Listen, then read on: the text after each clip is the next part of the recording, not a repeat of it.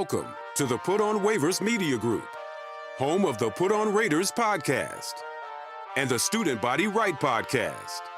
This is your place for the best breakdowns and the best insight for those who fight on and bleed silver and black. Now, here are your hosts, Dwayne Douglas and Ryan Holmes. And welcome, everybody, to another glorious episode of the Put on Raiders podcast. I'm your host, Dwayne Douglas, and as always, I am podcasting off the beautiful shores of the Pacific Ocean. Beautiful day out here in Southern California. If you like, actually, I can't say it's beautiful. It's raining. It was raining all day today. I can't lie. The wet shores. The wet shores. I'm not gonna lie to you. Ryan Holmes is my co-host. Ryan, how you doing today? PORSBR is my Twitter handle, and Ryan is RHOLM22. The Raiders have made news today. It was raining assistant coaches as well, and for Antonio Pierce. I was getting a little antsy, and I was like, hey, I'm gonna give it to Valentine's Day. Not happens to Valentine's Day, I'd be good. But I know a lot of people, Raider fans, are a little anxious because we just want to see the whole staff filled out. But Marvin Lewis is the assistant head coach of the team, and then right now we have Kliff Kingsbury, reported by Schefter and everybody else as the offensive coordinator. So that part we can kind of see a vision here now of what Antonio Pierce is building as far as that coaching staff. A lot of former coaches, a lot of guys who have been in the playoffs, things like that. So that's really good. We like that as well. Ryan, can you show people the shirt you're wearing? Because just real quick, show, like, it's a big news day. It's a big news day because Ryan's wearing the Put on Raiders shirt. So you know how that goes. Let's start with Marvin Lewis's role, because a lot of people, James, I got Virginia, I got Michael texting the show talking about what does that assistant head coach kind of entail. I think the majority of the program we're going to be talking about Kliff Kingsbury and his offense. So I just want to kind of talk about Marvin Lewis's role with the Raiders. And for you, what do you feel like that role is going to be? Yeah, I feel like he's just going to be Antonio's right-hand guy. He's not going to be, per se, overseeing the defense. That's Patrick Graham's job. So he's there to help Antonio Pierce install what OTAs may look like, what the off-season schedule looks like, everything that goes on behind the scenes a head coach has to do in the off-season. It's different than when he gets the job in week 9 and it's, okay, just game plan for this week, roll to the next week. Now he's got to put together strength and conditioning. Now he's got to put together nutrition. He's got to put together off-season weight training with the strength staff. He's got to go through all these different things that a head coach has to do that Antonio's never done. And that's what Marvin Lewis is there for. He's a sounding board. Now, he may have advice on what to do schematically. He may have input on game plans, something that he sees that maybe Patrick Graham or Antonio Pierce don't see. But he's there basically for Antonio Pierce just to bounce ideas off of and just be someone that's been in the chair that can help him out. Yeah. That makes a whole lot of sense. I mean, you have a guy who coached 9 games last year, so we had a chance to see him in action. But that was a situation where he was taking over for somebody else. Now this is his squad now. The interim tag, just like the Raiders put out with a little slash into it and put head coach, he has that role now. And I think that having somebody who has that much experience that he can lean on, have conversations with, you mentioned all the stuff in the offseason, free agency, all that stuff like that. And I think Marvin Lewis was at Arizona State too with Herm Edwards. So some of these people in the draft room, he might know as well too from just recruiting and everything like that as well. So he's not too far removed from the college game. I know he was at the Polynesian Bowl. I know that's high school, not college, but I mean he's been around a lot of young players. So we'll see what he does with the Raiders. But the big fish everybody wants to talk about is Kliff Kingsbury. Now we know we didn't want Gase, didn't want Getsy. They didn't want Alex Van Pelt, but they got a guy in Kliff Kingsbury who I feel like gives us a kind of a clear vision of what we want to see, of what direction they're going to be offensively as far as that goes. Air raid stuff with his twist on it. I mean, obviously you don't necessarily need a run around mobile quarterback, but it would help obviously. But you do need a quick decision maker who can make all the throws. I'm not sure if AOC is that, but I mean, obviously, at least this part we know we have a coordinator who knows how to score points, who has been able to run the football in the league and has some experience in a tough division He was in the NFC West. Your thoughts about Kliff Kingsbury being hired as the Raiders OC? Yeah, I like the hire. When this was rumored, I don't know, 2 weeks ago, I said it'd be a solid hire. I didn't have it in the excellent or elite offense corner, but he's going to be an above average offensive coordinator. Yeah. He's a young guy. He's still 44 years old.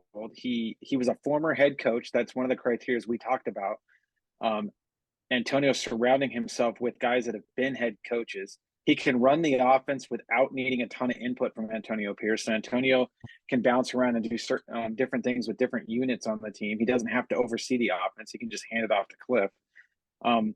Are there things about what Kliff Kingsbury did in Arizona that give you pause? Yeah, they didn't use a ton of motion. They didn't really move the wide receivers around. They were kind of, lining up in the same spots. But with all that said, I know a lot of people give Kliff Kingsbury a hard time of how it ended, but if you follow the trends, first year Kyler Murray goes to the he's the rookie of the year. The second year he goes to the Pro Bowl. The third year they make the playoffs and they're ascending. They win 11 games. Kyler Murray gets hurt in year 4. They're playing Colt McCoy.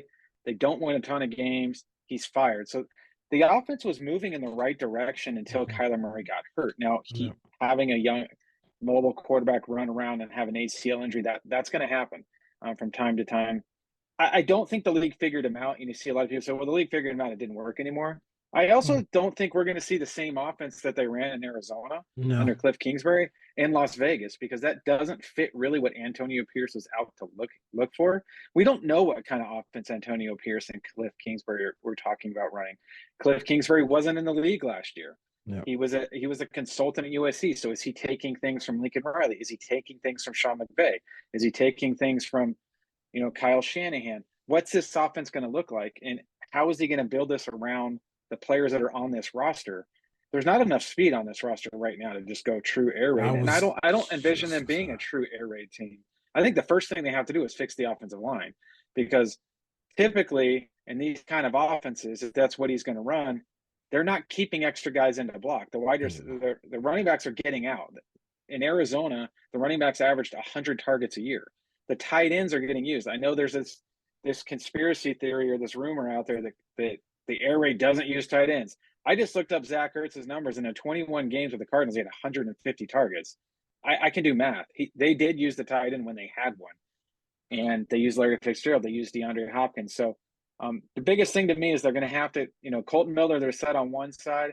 They're going to have to figure out what to do at right tackle if they're not going to leave extra guys in the block. If this is literally get 5 out, get the ball out of the hands.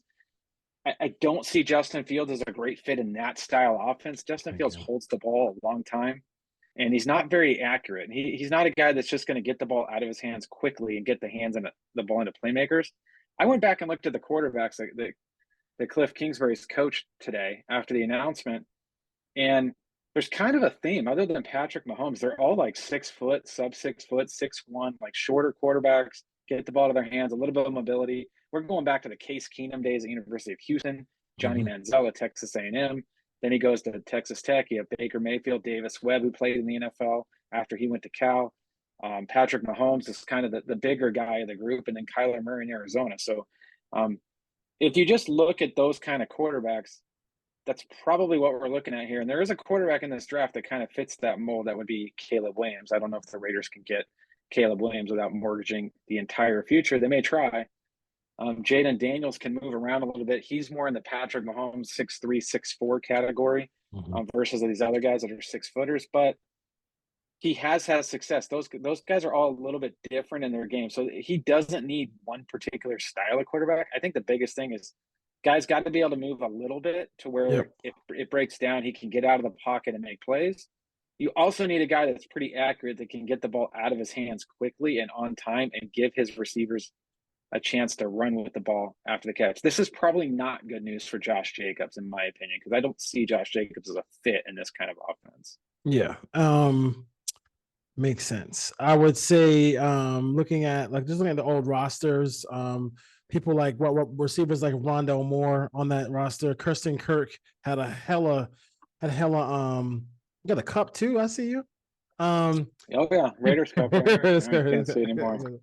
A guy like Christian Kirk had a lot of targets in this offense. That's probably how we got paid. We talked about Zach Ertz, so and we're hoping Michael Mayer can emulate some of those things as well. So the offense is, I mean, it's you know it it's an offense that's going to be able, you need somebody who's a little bit more accurate. I know Chase Daniels today tweeted out that it makes sense to look it makes sense for Fields to come to the Raiders. I mean, maybe he's watching film of himself. I don't know, but like it's really not like, I mean, like, I don't know what you're talking about because it doesn't really fit. It's not Madden, so you can't control how long he holds the football. It doesn't make a lot of sense. I do wonder, looking at the wide receiver core from this team to the Raiders currently, don't have enough speed. Tucker is obviously, he tweeted out immediately because I mean, I'm sure he's looking at this offense saying, let me get deep and let me get deep as much as I can in this offense. But they did have Hopkins, and they did have Fitzgerald. Then they also had AJ Green. They had some some of the bigger body older receivers, but I'm thinking that, I mean, both Adams and Myers are under contract, so it'd be hard to get rid of both of them or get rid of one of them. You think they come back with both of those guys and then just try to add a speed receiver to go alongside Tucker to give him some depth, because you're putting 4 people out in the pattern almost all the time when this offense, a lot of 10 personnel. Well, they can't move on from Myers because of the deal that he's under, and they shouldn't, and they're not going to move on from Devontae Adams, I don't think. I do wonder if Hunter Renfrow stays around, because you're going to need extra bodies in the wide receiver room, and he can be a good type of wide receiver in this offense. Now, I don't think he can come back at the cap number, but if he's willing to take a pay cut, I could see Hunter Renfrow staying around now. They still need another speed receiver. They are going to detach the tight end and move Mayer away from the line of scrimmage at times and use him out wide. The good thing here in the run game is you can spread them out, and they're going to be able to run against some nickel defenses and some dime packages. So they may have an opportunity to get, if Jacob does come back and Zamir White, they're going to be running against some pretty light boxes. But the Raiders are going to have to beef up that offensive line. I would like to see another speed receiver on the outside. You're not going to take snaps away from Adams and Myers at this point to do that. So you're kind of stuck with those two guys, and, take your home run shots with Adams and Tucker when the time's right. But this is going to be a team that's going to move the ball down the field by, yards after the catch, getting the balls in guys' hands, some wide receiver screens, some tunnel screens, some running back screens. It's going to be interesting. It's not going to be a Raiders type of offense that we've seen. And I do want to see what Antonio Pierce does, because obviously he needs to be on the same page as Kingsbury. And they do need to run the ball a little bit more. They do need to take some shots down the field when it's there. So Kliff's young enough. I'm sure he's been hanging out with McVay and Shanahan and Lincoln Riley when he's in LA. And there's going to be some new stuff in this offense that he wasn't running in Arizona. So to just say, well, it didn't work in Arizona, I don't know that it didn't work more. So they went to the playoffs in a good division in the third year, and the quarterback got hurt. Yeah, 100%. Is it smash mouth, play action, motion, throw it down the field? No, that's not this offense. But this offense is about getting the ball in the hands of the playmakers and letting them make plays, and the Raiders have those players. So it's going to come down to the quarterback, though. O'Connell's not going to be successful in this type of offense. So he's not. Brian Hoyer is not going to run this offense. So they're going to have to go out and get someone. Anthony Brown's on the roster. Brian Hoyer. He's kind of a practice squad type guy, so they're going to need 2 quarterbacks. So I could easily see, Kliff Kingsbury going out and getting a veteran that's played under him before, whether that's Case Keenum. Does he make a play at Baker Mayfield?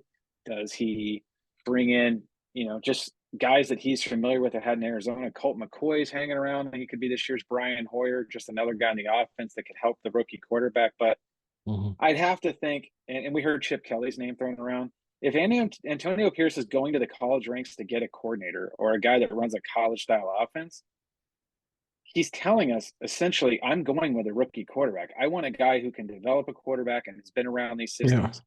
Yeah. And Kliff Kingsbury, no matter who he's coached, the quarterback has always put up numbers. It doesn't matter where you go. And I just gave you the name of all the guys he's coached. Every one of those guys was really successful under Kliff Kingsbury. Yep, 100%. Just going back to 2021. As far as 10 personnel usage, they were 25%. The next closest team were the Bills at 12%. So I mean, that's something that's something to kind of like look at as well. We haven't seen you mentioned not seeing an offense like this in the National Football League before. As far as the Raiders go, the Raiders haven't run an offense like this, and light box runs. They were like about 61%. I mean, they kind of forced the light with the person they put on the field. They forced those light boxes. And I would think that, I mean, that's where, like, some of these Chase Edmonds runs and those runs about with Connor, they'd rip runs right up the Kenyon middle. Drake. Kenyon Drake. I was talking to somebody. Somebody invited me to do a space about this this hire, and I was like, Kenyon Drake should never left Arizona. Jesus Christ, he might have been a Hall of Famer if he's just stayed in Arizona, because he put up some huge numbers in this offense as well too. So, and also the no huddle usage is something that they were very high in as well too. So, and even in Lincoln Riley's offense, when because obviously this channel we do USC as well too. They added, especially with Zachariah Branch, they added much more motion in it. Zachariah's not available, but they could use a player like that. Just add one more piece as far as like a speedster to go along with Tucker, because God forbid if Tucker ever went down, this would be a very slow offensive, so slow wide receiver core as far as that goes. Running backs, is there any running backs you like in this offense? Because we mentioned Josh Jacobs. Does Zamir White fit in this offense? They have to be able to catch the ball. That's the first yes, thing. 100%. The Raiders need a speed back, like a third down type guy that can get out into space and create mismatches, because they will target the running backs a lot in this offense. Jacobs can catch the ball. Not worried about Josh Jacobs. Zamir White, he's more of just a grind it between the tackles type guy. Now there's a spot for him. If you look at what Kliff Kingsbury did in Arizona, now granted he didn't have a Josh Jacobs type of running back, but in any given year, he used three guys, whether that was Connor, Drake, Edmonds. You saw Benjamin get some run there in Arizona the last 2 years. So he's going to use them all. And I even tweeted out the numbers because someone said, well, this offense, Kliff Kingsbury is all about the quarterback running or passing. They don't use running backs. Kenyon Drake had over 1,500 rushing yards and 18 touchdowns in 2 years. James Conner came in. He had over 1,500 yards and 22 rushing touchdowns. And while that was going on, Chase Edmonds had over 800 yards from scrimmage in both seasons. So they're going to throw it to him. They're going to hand it to him. They're going to get it to him. It's going to be a running back by committee. I think you're going to see 2 or 3 guys involved here. The Raiders are going to have to go out and get probably 2 running backs, even if they keep Zamir White and they re-sign Josh Jacobs, because you're going to need a pass catching guy as well that fits in here, and maybe another guy that could be a practice squad, or maybe a special teams guy that can also be a third down back to go with those other 2 power backs. So you got to start looking at the college game. They can get running backs 5th, 6th, 7th round that can come in. We'll see what Britton Brown does if Britton Brown's healthy, but I don't remember Britton Brown being a great pass catcher. I was just joking about that with somebody, like, hey, what if all of a sudden Britton Brown just tears it up in this offense? Becomes that would be hilarious. But he'd have to actually get on the field for that to happen. Is Marshall Faulk or Edgerrin James or any those guys would be tremendous, but I just saw it. I mean, like Rashard White with Tampa, like that kind of running back that's 100%. A really good pass catcher. 100%. The Raiders can find that guy in free agency if they need to. It's Amir Abdullah might fit in that role in this offense if they want to bring him back. I'd like to go younger towards the draft, just get a younger body in there, but. It's going to be interesting. The Raiders will probably carry 6 wide receivers. They'll probably carry 3 tight ends. They probably will not have a fullback on the roster. I would assume that one of the tight ends would double as that, but they're going to have to fix the right side of that offensive line because they're not going to be, like I said, this offense is not going to keep guys in to protect. It's going to be on the quarterback to get the ball to the hot or get it to the running back in the flat. They're not going to keep 6, 7, 8 guys in to protect. Yeah. So in 2021, I'm not sure what games he missed, but it says he played 14 games. So I think even their late season, because in that season they got off to, I remember this year very well because they got off to an 8-1 start. They were tearing it up, And then they started second half of the year, they started losing some games. I think that's when Kyler Murray ended up getting hurt. And I think his game back was the playoff game at the Rams. So if I remember that season correctly. So listen, I mean, obviously Kyle makes too much money. We can talk about second half collapses, but if the Raiders get off to an 8-1 start, I'm all for it. Yeah, I'm all for we'll it. figure it out. Exactly. Give them an 8-1 start. We'll I'm figure it saying out. the same. I'm saying the same thing. I mean, They won 8 games in a season, so they won exactly. Exactly. So hey, I like I said, I like the move. I think Lewis adds a lot as far as knowledge, how to set up his teams didn't even have. I mean, he like for Marvin Lewis, the Bengals have like been like one of the teams that are renowned for not having great facilities. So he must be like, what the hell as far as what the Raiders have. The Raiders have a great facility. So him setting up setting up with AP a offseason program should be fun for him to do as well. And then you got Kingsbury there. And we're running this offense. I think it was a good day. Good day. I mean, I don't think he's a. I think Kliff Kingsbury is a above average play caller. I think you hit it right on the head. I think it's really going to help the Raiders and everything they do. And I think also it kind of gives Telesco, hey, this is the guy that's running the offense. You can kind of talk to him and see what they need to do as far as what kind of players in free agency and what kind of draft picks they're looking at. Yeah, I would go as far as also to say that I know that we mentioned Shanahan McVay, like a guy from there, and that they may wait for Kubiak. I would think because this drug out to late Thursday, that there was some behind the scene communications, and Kubiak may have just told the Raiders that he wasn't interested at this time. And that's why they made the decision now. If not, they probably would have hired Kingsbury 4 or 5 days ago. Yeah. So that would just be my guess, because if they got to this point and they really, really wanted Kubiak, they could have waited. But just because they request an interview doesn't mean that they're going to get it granted, or if the candidate wants to do it. So I would think the Raiders did do some due diligence, realized, hey, this is probably not going to happen, so let's move on and let's just move forward with Kingsbury.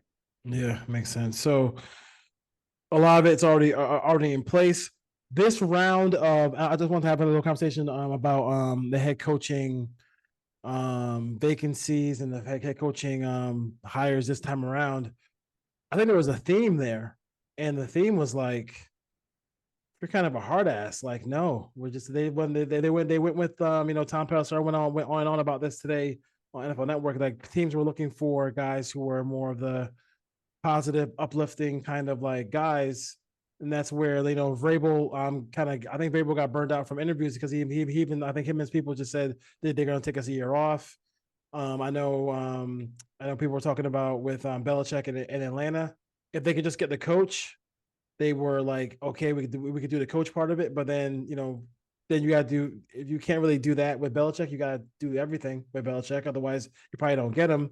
What are your thoughts about the round of NFL head coaches? Well, hopefully the listeners in the show listened when we talked about this back in November, when I said this is going to be defensive. The defensive coaches are going to get hired this year because there wasn't a lot of offensive coaches. And then you take Ben Johnson out of the mix. There really wasn't a lot of options. Obviously, Vrabel was a wild card that got thrown in, but we kind of saw Belichick getting let go. And you saw some minority coaches get head coaching jobs. I think 3 of the 8 were minority coaches. I think you saw the defensive coaches get involved. And the league is kind of turning a little bit. We talk about it being an offensive league, but now the teams are going to too high. You're seeing a lot of defenses be able to hold offenses down. Yep. And I think just creating turnovers, getting sacks, and getting to the quarterback. And it was just at the time where there was more defensive candidates available than there was offensive candidates. And we saw that in the hiring trends. I do think it's going to be interesting to see where some of these hires go. Dan Quinn in Washington is kind of an interesting fit, considering they just traded their 2-star defensive ends. So they're going to have to rebuild some of the defense there. Who are they going to go with a quarterback? Who's going to bring in to run the offense? So the key with all these defensive guys is these offenses still have to go out and score points, or the defenses have to be so good that the offenses can be mediocre. Yeah. So you're going to have a mix there for those teams to be successful in 2024. 100%. Were you taken back by Ben Johnson going back to the Lions? I think a lot of people were surprised that I think with the high pick and Adam Peters being there, being the GM, that people thought that was like a kind of a foregone conclusion, but he said no mas and went back to Detroit. Well, we saw the report I think Josina Anderson had in December saying that he was asking for $15 million a Yeah. year. Yeah. There was kind of some pushback on that, and Adam Schefter, when he reported that Johnson was going back, he did mention in there that part of it was the lofty price that he was asking for. So maybe Ben Johnson just didn't want to go there. Maybe he didn't like the fit. Yeah. But it's sooner or later he's going to have to make a choice, because if he keeps doing this for another year or two, he won't be a hot candidate anymore the minute the Lions aren't winning. So got to strike while the iron's hot. Byron Leftwich said no to the Jacksonville Jaguars, and Yeah. I don't know what Byron Leftwich is doing right now. He's That out was of 2 years ago. He's out of 2 football. years ago. He's out of football. He's out of football. And he's out of college football as well. Not even in the college game either. So like that can happen. That can happen really quickly for you. So tough situation for Zach. I mean, like, listen, for Detroit, that works out great for them. And then Dan Quinn. It'd be interesting to see if Schottenheimer gets a shot. It's because he's not a play caller. If he wants to go, if he wants to go there, to Washington as well, it'd be funny. Anything else before we head off? I was disgusted by championship weekend, so I don't even want to. I do want to throw in, and I find it, maybe this is just me, and I don't think this way, but why is there a fight on X right now between Raider fans about, oh, the Chiefs can't win a Super Bowl in our stadium, or the 49ers can't win a Super Bowl in our stadium? That must be a Raiders Chiefs thing, because I don't remember Super Bowls in Miami where Dolphins fans are like, oh, the Patriots can't win in our stadium, or next year in Dallas where it can't be Philadelphia, or in New Orleans it can't be Tampa. Like, Super Bowls are played in those areas. In LA, they're played in New Orleans, they're going to be played in Dallas, they're played in Vegas. Like, who cares? If you don't want them to win there, go to the Super Bowl yourself. I've lost no sleep over thinking about that, and just seeing the people lose their minds on X because, oh my God, the Chiefs might win in the Raiders stadium, or oh my God, the 49ers, who cares? Like, that's none of the Raiders problems. You want to do something about it, beat them. I can't stand either team, to be honest with you, but like, I totally understand that part of it. The Raiders have to get to a level where they are in that class of teams. They just have to get to that level for them to worry about it. I mean, the image with the Al Davis torch in the background, seeing a bunch of Chiefs on the stage. I mean, I can kind of see that, but I mean, at the end of the day, like, it's up to the Raiders as an organization and a team to get there and to start winning games and start making the playoffs, not like a flash in the pan, making the playoffs on a consistent basis. I mean, and I think that's where if they can get a young quarterback, and I know there's Baker Mayfield's out there, I know there's Kirk Cousins out there, and this is not offense to any of them, but the Raiders really need, I mean, they desperately need to go get their franchise quarterback in the draft. F those picks. Do what you got to do. I mean, I know it's going to be painful. I mean, I was talking to somebody on Twitter about, he was like, what if he turns out to be the next Jamarcus Russell? I was like, the problem with the Raiders is that was probably one of the last.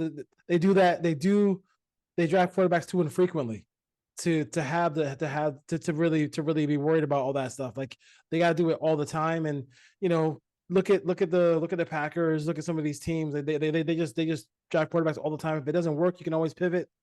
It's not like you're tied with a whole bunch of money anymore. Yeah, on the prior point, I would say just be happy as Raider fans you have a facility that's good enough to host a Super Bowl, versus playing in the Oakland Coliseum. On the second point, yeah, I mean, they need a quarterback. Like, the Raiders have taken three quarterbacks in the first round since 1980. I think they've only taken 4 in the history of the organization. Yeah, going back to the 60s. So can't do it. At some point, you got to do it. Everyone's scared to do it because they might miss. Well, you know what? You might miss on Alex Leatherwood. You might miss on Damon Arnett, Henry Ruggs. And we can go down the list of the first rounders the Raiders completely whiffed on. I would trade all of those guys right now for a chance to take a franchise quarterback. So we don't know what the cost will be. We don't know which one they want. I would just, just looking at the group that's out there, most of those guys can play in this system. I would say Michael Penix could, even though he's probably the least elusive in this, but he gets the ball out of his hands so quick. Quick, He yeah. could probably do it. Bo Nix could probably do it. Williams can do it. Daniels can do it. Drake May can move. Drake May can do it. So Yeah. there's really not a worry fit, depending on which one of those guys you take. And please do it in the first round. And I put the list of the second round quarterbacks. Can you retweet that? Can you retweet the second round every week? I'm seeing people say, take one in the second, take one in the fourth, have a fourth round battle. O'Connell. That's not how you win. That's not how you win big games. Yeah. Go get your quarterback. 7 of the 8 final teams had first round quarterbacks. The only one that didn't was the 49ers, and they have the best roster top to bottom in the NFL that can carry Brock Purdy to this point, as long as he doesn't do stupid stuff. Hell, they took Jimmy Garoppolo to the Super Bowl too. So that's a great supporting cast that they have in San Francisco. Other than that, you have to have a first round quarterback. You have to have a guy that you can build your team around. 100%. And if you can't get in the top 3, you can't get in the top 3. But you still need to take one, decide whichever one you want. If you need to trade down 5-10 spots and take one in the 20s, do that. But they have to leave the draft with a first round quarterback, or at least the top 2 rounds. If you want to take one in the second round, odds are it's not going to work. History says it won't work. You want to try it, try it. But we'll see what they do. Yeah. So just do yourself a favor, Antonio Pierce. Take a quarterback in the first round. Help you keep your job, man. Help you keep your job. So do not. We've done this before. We've been here for a long time. We want a quarterback. We want a head coach who's going to stay for a while. We can take the next Marcus Tuiasosopo if you want to take a quarterback in the second round. Yeah. Okay, that sounds good. Sounds great. Third round, we could go for Andrew Walter. Fourth round, we can go for Connor Pick. Sure. How did any of those guys work out? Yeah, we want to wait for Mr. Tennessee, Joe Milton in the 4th round, and that's not going to work either. So Joe Milton cannot run this offense. No, cannot run this offense either. He's off. He's the pitcher who throws 107 and nothing else. That's Joe Milton. All right, Raider Nation. It's been a eventful day. We got some stuff coming up for you. Coming up with the draft and everything like that. But enjoy the Senior Bowl. Enjoy the East-West Shrine game. All that good stuff like that. And hey, let me get that shirt one more time. Listen, you want one of those shirts? You want one of those shirts, man? Let's don't hit the DMs. We'll hook you up. We'll hook you up. All right, Raider Nation. Take care. Peace. Take care.